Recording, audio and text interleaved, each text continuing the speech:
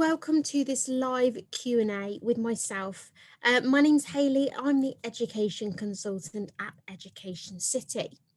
What we're going to be doing today is slightly different to any other webinar. I'm going to hope to or try to answer a lot of the questions that you have been submitting over the coming weeks, and also a lot of frequently asked questions that we get asked an awful lot.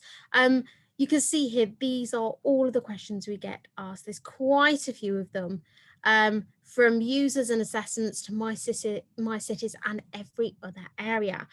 So I'm going to answer those questions for you as we go through. But as always, please don't worry about any names you're going to see on the accounts. They are all made up. Don't worry about those.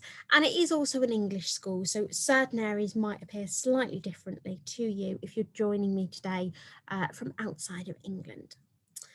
Okay, all that said, we head over to educationcity.com, and here we are logged in to my fake school. As I said, don't worry about any names that you're going to see, all made up. So starting off with, we're going to start in the users area, which is just here. You can see the little icon there is the sort of teacher and pupil icon. And if we head in here, the first question I've been asked is, should each teacher have a unique login? The answer to that would be yes.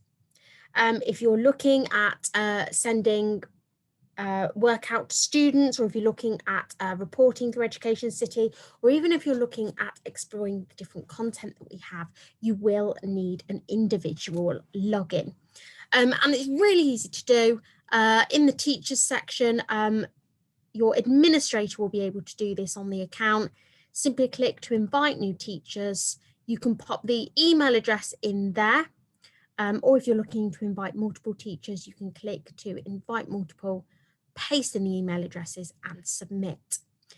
Now, while we're here as well, I do need to make it really, really clear to you that any email addresses that are uploaded on this will be used if you forget your password. So A, they'll be used to confirm you are who you say you are, and B, they'll be used to send the password resets too. So please make sure the email address you're using on EducationCity is a recent one and one that you use as well. And obviously make sure that spelling is correct there also. There we go.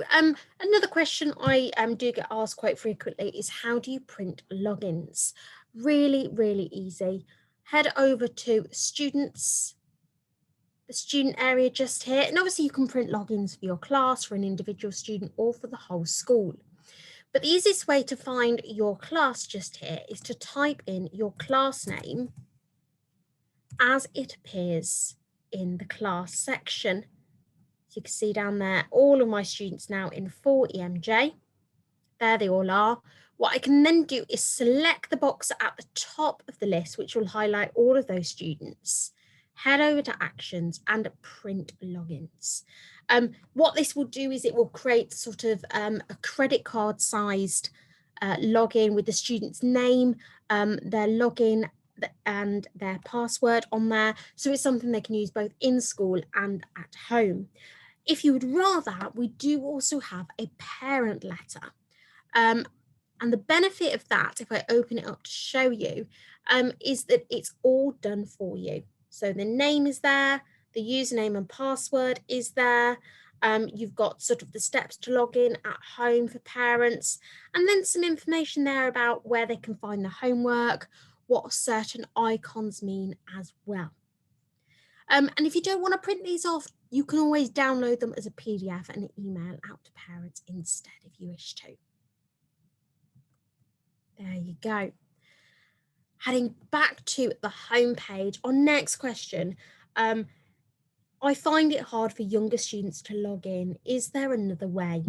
Yes, there is. Heading on to the cog in the top right-hand corner, this is something that your administrator for EducationCity will need to do. Heading into account management, you'll see that there is login methods for students under account setting. If you select pick name from a list, What that means is those younger students can find their class name or their teacher name, then select their name, and that will log them in automatically. However, that will be applicable for the whole school. So your year sixes, for example, will have the option of logging in by choosing their name from a list. So just be wary of that one. But we do advise that you make sure they're logged in one way or another, whether it's via the username and password or by selecting their name from a list, because it means that any activities or assessments they do, their scores will get stored. And I hope that answers the question, do students have to log in individually? Yes, they do. They will need to log in individually to access the work set, as with teachers, accessing the work set, and obviously anything they do then being marked in terms of the activities and assessments. I've also had a question on how do I assign a teacher to a class? Well, the benefit of EducationCity means that you have access to all classes and all students. What that means is, even though you've got your whole school here, you'll have your classes here, you can create groups of students in your class or outside of your class as well. So if you're a member of SLT, you run an intervention group, you can create a group of students from outside of your class area. And when it gets to the My City work, you'll see as well, you have access to class, groups, and individuals. So in that sense as well, you can share groups. If you work with a year partner, or you and your TA as an example, you can sort of use the same group. You don't have to create separate groups, but only the person who's created the group will be able to edit. Heading back onto the home page, I mentioned about our assessments and the fact that they get marked for you. And a question we've had is, what age ranges are the assessment? Well, we have assessments available for you from year 1 to year 6 in England, and obviously the equivalent of that everywhere else where you are, from your sort of year 1 students to year 6. All of our assessments are within the core subjects English, maths and science, or numeracy, literacy and science. And you'll find a range of these formative, end of year assessments and unit assessments as well. And no matter what they are all marked for you. Now, another benefit is that you do have access to different year groups. So if I'm in year 4, I can select a year 3 assessment, and the only thing my students will see is the title that I've given it. So you can sort of work with any gaps from the previous year as well if you wish to. There we go.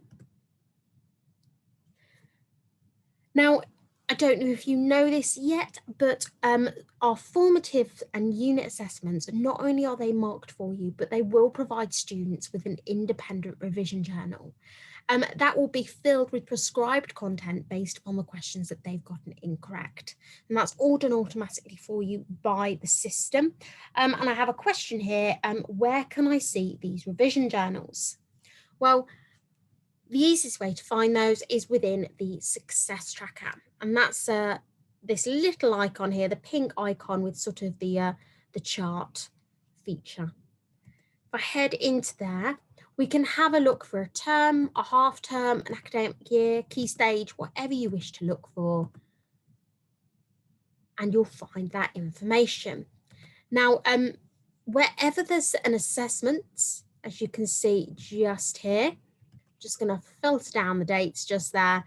Wherever there's assessment, you can click into that and you'll be able to have a look at the questions a student got, the answers that they gave, and obviously really useful color-coded system just here to identify which ones were attempted, which ones were correct and incorrect. And then this is the revision journal that the system has created. So you can go into that and you can start to get a bit of an overview as to what gaps in their learning this particular student has, or even what misconceptions they have there as well. Another question I have is, how do I see student scores? This is where you would see those as well. Scores for any assessments or activities you will find here. You can even edit the columns to have a look for, let's have a look for the curriculum objective that has been met, the questions that they had available, the questions attempted as an example. And you can see then, if I just scroll down, any activities just here, you will be able to see the curriculum objective that has been met by completing those activities. And all of this data can be exported to an Excel spreadsheet if you wish to as well. Now, speaking of student scores, the other way you can see what your students have gotten is via the My City. If you've set a piece of work via a My City and you're wanting to see what scores student got, what you can do is you can head into the one that you've set, head over to the tracking tab, and you'll be able to see just here the scores that they got for any activities or assessments just there. And really simple sort of color-coded system, as you can see, not attempted, attempted, and attempted and scored above that 80% pass rate just there. This is really easy to see on the home page as well. You've got the work overview just here, and it's really simple. You can sort of take out certain ones to see who's done what. And that button there will take you into that My City folder. So while we're talking about My Cities, a question that I have is, can I plan via objective? The answer to that is yes. No matter how you plan using EducationCity, whether it's by the subjects area, the search content in the My City itself, or the curriculum map, you will find that all of our resources are linked with at least one curriculum objective. So everything on EducationCity is mapped to the curriculum that you follow. So in England, you can see here I'm following the National Curriculum 2014 for England. And we can go through and we can find whatever it is that I'm working on at the moment. Maybe I'm looking at recalling and using multiplication and division facts. I can click onto that, and I've got a range of resources at my disposal to match that one objective. There we go. It leads me really nicely onto this next question, which is there enough work to last a full academic year based on weekly tasks? The answer to that is yes. We have over 4,000 activities, which equates to 100 activities per week across EducationCity. Plus, in addition to that, there are over 1,500 different resources such as Learn Screens, topic tools, ThinkIts, and then we also have our assessments and our games as well. So there are so many tools that you can use across EducationCity, whether you're using that for classwork or for homework. Now, if I head back to the home page, our next question very nicely leads me on to that. Can I set homework for the Christmas break? Yes, you can. You'll notice that My Cities are split between classwork and homework. And this is just different tiles on the home screen of your pupils, but I'll come to that later on. And if you've got a folder of work, maybe you've created a new folder of work, simply clicking on new homework, popping the title in, and then adding those resources in. I've got some fractions resources here. I can add more content in via this search icon here. And obviously we can filter between year groups or stages or levels, subject area, as well as those different tool types just there. And I can pop a couple more of those in like so. Those info buttons will tell you any curriculum objectives that have been met via this tool. So those are very handy to look for, and those can be found in the subject area, the search content, or this search content area as well. Now, if we're looking to set homework for the Christmas break, obviously we've added our tools in, we've allocated to our students. Within the preferences, we need to make sure to publish, and then we can schedule a time frame. So Christmas break, let's go from Monday the 21st to January the 4th. There we go. That's our Christmas break. I'm just going to save that, and we've got all those tools scheduled for that date. Now, don't forget, if you have got more than one resource in here as well, you can lock things in the order using the sequenced function just here.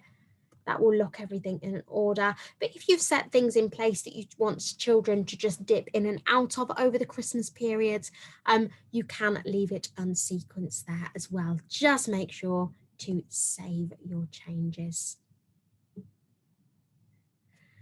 Now, I have another question here about how can I see if my students have been accessing the work and logging on. Now, I mentioned that tracking system earlier, where you can have a look to see the last time that students logged in via the tracking within the My City or via the work overview just here. But if you're looking for the last time your students logged on, then the student overview is the way forward.